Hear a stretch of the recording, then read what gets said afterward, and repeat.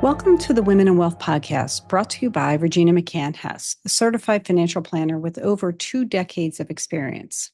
This show is for professional women who want guidance in working towards their retirement vision in learning, building, planning, striving for your dreams, and putting the work in now so that you can pursue your financial independence. Hello, I'm Regina McCann HESS, president of Forge Wealth Management, and welcome to our Women in Wealth series. Today, we're going to talk about getting laid off and what to do. What are your next steps after getting laid off? There are some companies in our area that have laid off over the past month or two. Sometimes there's just downsizing. Sometimes they're trying to make their numbers look a little bit better. But either way, it impacts people in our community. So we want to talk about that and, what are some of the things that you can do to help re-situate yourself. So obviously getting laid off kind of feels like you're kicked in the stomach, I guess. I mean, I know it happens when you least expect it and you're not exactly thinking, oh, well, it's going to be me. It just does happen though. So then you have to figure out, okay, well, how long will I be out of work? And there's no answer to that because you don't know, what the next job's going to be or how long it's going to take you to get there. But so then it takes you to the next question of, do I have enough of a safety cushion, to hold me over for maybe a couple months until I find the right job? Can I hold off to find the right job for myself, or do I have to take a job? Big difference, right? Something that I want to do and I enjoy doing versus a job that I can do just to make ends meet. Kind of makes you feel a little bit better if you can wait a little bit longer, but it really just depends on your security, like the safety cushion that you have. During that time, are you going to be able to make the house payments, pay off your utilities? If you have kids in school, does that affect your ability to pay their tuitions? Will you have to sell something in the market in your portfolio in order to make some of the bills due? So these are types of things that you want to look at. And it also makes a good conversation to look at your priorities, looking at what the needs are versus the wants. Obviously, easier said than done, right? Because sometimes there's something that we want, but does feel like a need, but it may be a time to take a look at what you've been doing and maybe, not that you have to radically restructure your finances, but maybe take a good hard look at them and, see where they are and see what you need to do. And one of the first things you want to do before you even get to that is file for unemployment. Filing has actually been a lot easier because a lot of times you can do it online now. A deadline for filing after a layoff, they're sometimes pretty strict. So you want to contact your local unemployment office as soon as possible. Standard unemployment benefits, which are based on your previous income, can last up to 26 weeks of coverage. So you want to check with your local unemployment office for details on the eligibility amounts, and they do vary from state to state. You also want to keep in mind that these benefits are treated as income by the IRS, so you are going to have to pay taxes on those benefits. I'm not sure if they withhold taxes automatically or if you have to put a little bit, if you get those paychecks, you have to put a little bit in a side savings account just so that when the bill comes due in April, you have something set aside for that. So that's just a best practice type of thing that I would suggest. Step number 2, what I would say is always goes back to creating a budget, right? And as we're working in our normal day-to-day lives and we've been adulting for so long, a lot of times we kind of stray away from our budget. We have one in our heads, but we haven't really looked at it in a while. So this is a really good opportunity to look at that budget. You may have established one, you may have to reestablish one, right? And obviously, if you're able to get some unemployment benefits or if you were given any kind of package from your job, that's even better. And that will help determine, how much can you afford, how much of the needs that you can cover. And then if you can cover them all, what are some of the ones that you could cover? Or better yet, just covering the needs for now, putting the extra in a little savings account just in case this time period lasts a little bit longer than you would think. So for now, you want to consider budgeting only for the essentials. You do want to review your spending patterns to pinpoint any areas that you can cut back. I'm the one who always complains about people spending so much money on their coffee, and that's because I don't drink it. So it's easy to pick on, right? I understand though, it's something that y'all love, but that might be a good place where, okay, instead of going out and buying my coffee, drink 2 or 3 times a day or once a week or once a day, whatever it is, that could be something that could go. Dinner's out and that's one thing that I love doing, or my family loves to go out. That's the first thing that gets cut whenever I'm feeling like, oh, we're spending too much money. TV. I can't tell you how much all these TV packages cost. Like, oh, I cut the cable. I always hear people saying, oh, I cut the cable. But then they have like $300 worth of like different TV packages through, whatever station it is, because I don't want to get in trouble for disparaging anybody, but you know who you are TV programs that cost $80 a month. I knew one of the big ones was $80 a month, and then I just found another one that was $80 a month. Holy Moses, that it adds up. So those are easy areas that you could cut. Obviously,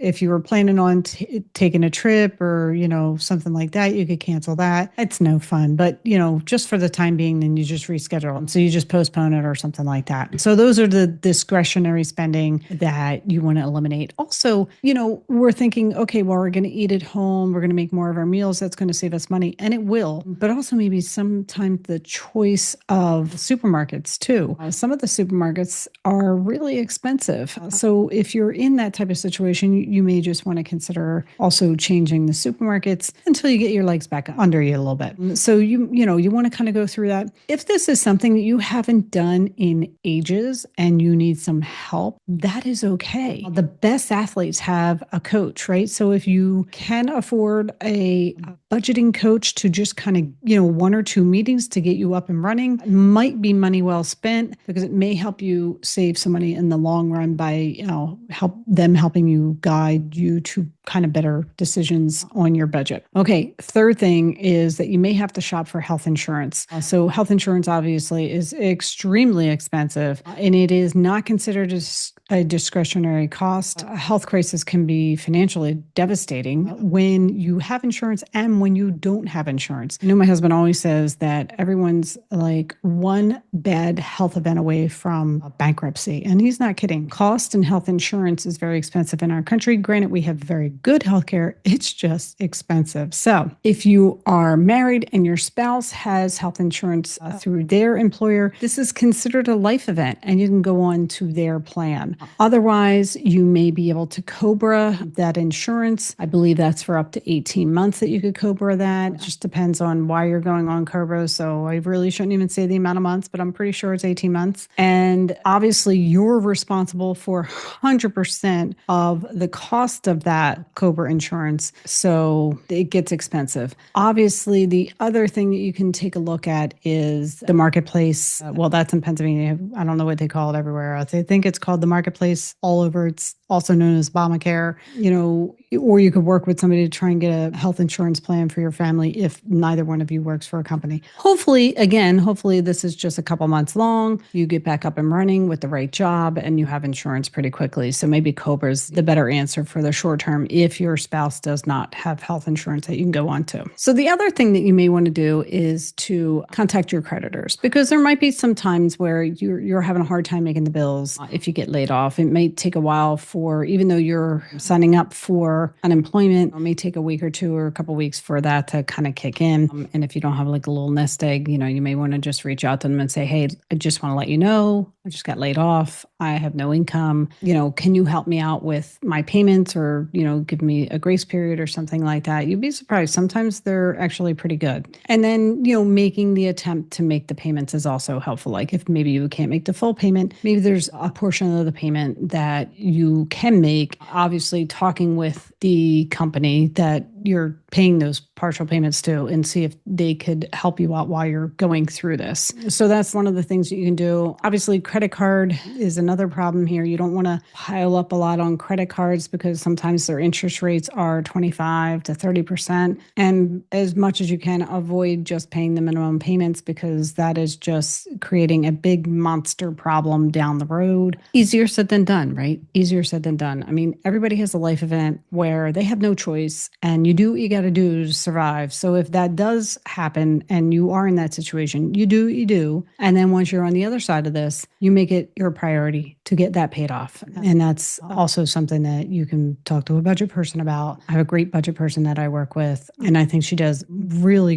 great work with people when they're trying to figure things out and set out a better plan for themselves financially for going forward, for, getting out of debt, saving better, and being a little bit more strict about their day-to-day spending. So that would be something that would work out pretty well if on the other side of the unemployment, once you get back in your regular job where you're getting those regular paychecks, if you do accumulate debt during this time, it's a massive undertaking to get that debt paid off. So obviously you have to stick right now with the essential expenses and focusing on getting that done. Step 5 that we talk about also is managing your retirement assets. Unless you're really in a dire situation, we do not recommend you taking money out of your retirement plan. I mean, because especially if you're under 59 and a half, you're going to have a 10% penalty withdrawal for early withdrawal plus whatever the tax bracket is for your money that you take out of the IRA. So, or the retirement plan. So that is something that you try to avoid at all costs. It is available to you, but just try to avoid it. Your 401k that is at your old employer, you have a lot of options with that. You can leave it there.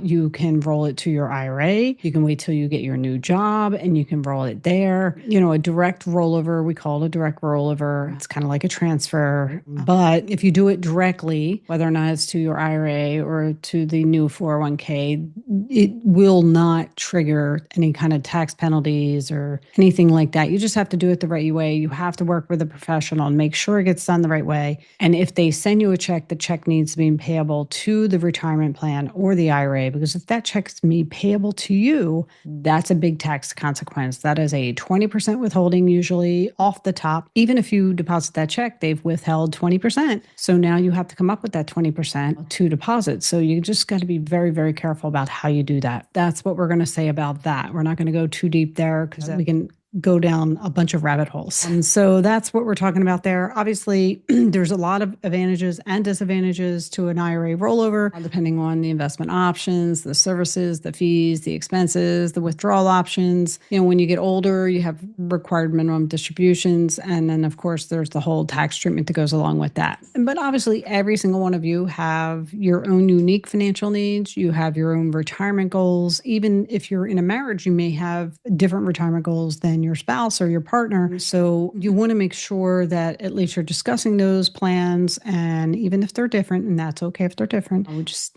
have that conversation. Communication is key. You just want to be aware of what your plans are and, how they're going to go about with that. With IRAs, like 401ks tend to have less expensive fees because a lot of times the company kind of takes care of a lot of those fees. Whereas when you have an IRA, you're pretty much taking care of those fees yourself. They could be higher management fees. They could be something called a 12B1 fee, IRA fees, management fees, all that fun stuff. But you have a lot more options for investing. So that's why I say there's good, there's bad, positive, negative, pros, cons, whatever word you want to use in moving your money into something else or keeping it where it is. Step 6, we want to prepare to job hunt, right? You would think, all right, shouldn't that be the first thing? Well, yeah, it is, but you got to make sure you got your health insurance. You got to make sure you have a plan for how you're going to spend money and what money you do have to spend, things like that. And there's probably going to be some costs associated with job hunting. You may have to have somebody help you with your resume. You may have to go to some networking events, things like that. There's a lot of job search resources out there. So you want to take advantage of them. Like I said, resume building, interviewing tips, employment leads, they can all be, found on some networking sites. LinkedIn is a really, really good place to reach out to people that you know. It's like, hey, I'm looking for a job. Do you know anyone who is hiring in this field or in this industry? It's not like you're asking them for a job, but it is something like, do you know anyone who? Or you can even say like, hey, somebody that you know that maybe they went to your college or you had respect for that you worked for before. Hey, can I take you out for coffee? I know I'm telling you not to spend money, but this might be worth, meeting somebody for coffee. Hey, can I meet you for coffee? I'd love to ask you some questions about the field that you're in, what you're seeing from your side of the desk in limbo right now. And I just want to get a feel for what you're seeing and what your advice. I'd like to get your advice on which way I should go. And people love to give you advice. They live for it and they may be able to point you in the right direction. So that's a really underutilized part of LinkedIn. So that is something I would definitely recommend that you do.